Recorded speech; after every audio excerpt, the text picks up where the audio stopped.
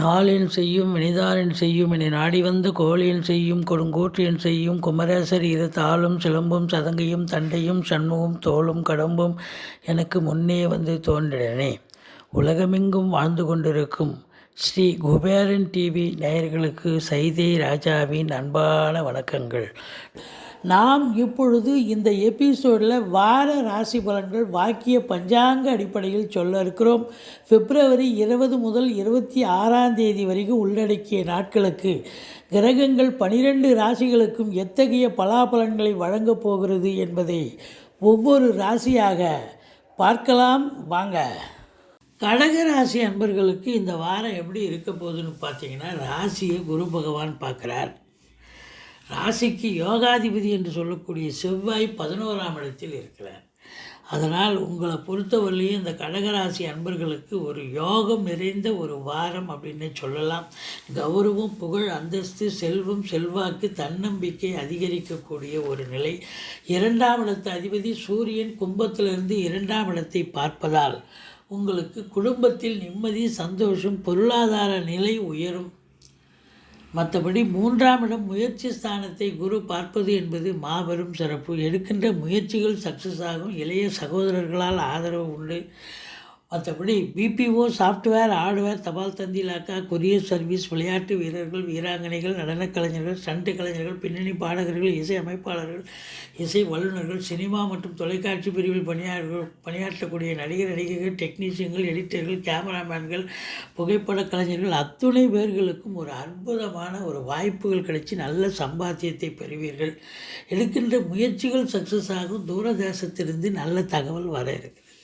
4ஆம் இடத்தில் கேது இருந்து சனி பார்வை இருப்பதால் அசையா சொத்துக்கள் மூலம் செலவினங்கள் ஏற்படும். அதாவது அசையா சொத்துக்களுக்கு என்ன செலவு அப்படின்னா, வீடு ஆல்ட்ரேஷன் பண்ணுறது, வீடு ரிப்பேர் பண்ணுறது, இப்படி ஏதாவது ஒரு வேலையை எடுத்துக்கிட்டு போவீங்க.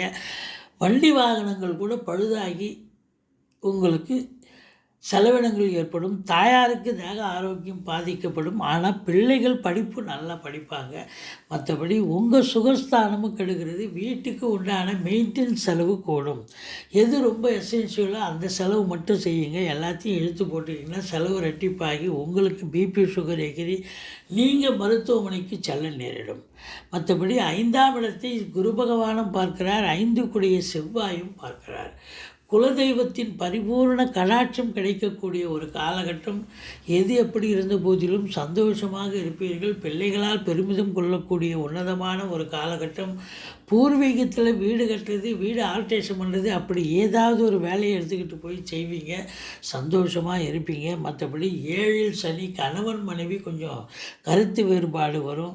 நண்பர்கள் கூட சொன்னால் புரிஞ்சிக்க மாட்டாங்க. சொந்த தொழில் பண்ணுறவங்க கூட உங்களுக்கு பார்ட்னர்ஷிப் கூட தகராறு வரும். கொஞ்சம் எச்சரிக்கையாக தான் இருக்கணும். நீங்கள் வேலை பார்க்குற இடம், நட்பு வட்டாரம், சொந்த பந்தம், அக்கம் பக்கம் எல்லோருமே உங்களுக்கு ஏதோ ஒரு உருன்னு அவங்க ஏதோ டென்ஷனாக தான் இருப்பாங்க. நீங்கள் அதை பொருட்படுத்தாமல் புன்முறுவலோடு ஏற்று நீங்கள் அனுசரித்து போனீங்கன்னா ஓரளவுக்கு தலைக்கு வர்றது தலைப்பாயிட போகும். அவங்க ஒருன்னு இருக்கும்போது நீங்களும் ஒருன்னு நீங்கன்னு சொன்னால் இன்னும் பிரச்சனைகள் பெருசாகி உங்களுக்கு தான் ஒரு டிஸ்பியூட்டோ ஏதாவது ஒரு பிரச்சனைகள் வர காரணம் இருக்கிறது. மற்றபடி உங்களுக்கு 9ஆம் இடத்தில் குரு வெளியூர், வெளிநாடு செல்ல விரும்பும் அன்பர்கள் தாராளமாக செல்லலாம். உங்களுக்கு நல்லதே நடக்கும். ஆன்மீக சிந்தனை மேலோங்கும். ஆலய வழிபாடுகள் செய்வீர்கள். நல்ல யோக பாக்கியங்கள் நிறைந்த ஒரு காலகட்டம். செல்வம், அதாவது செல்வ செழிப்போடு வாழக்கூடிய ஒரு அமைப்பு. சுக்கிரனும் குருவும் இணைந்து இருக்கிறார்கள். 11 கூடியவன் இணைகிறார்.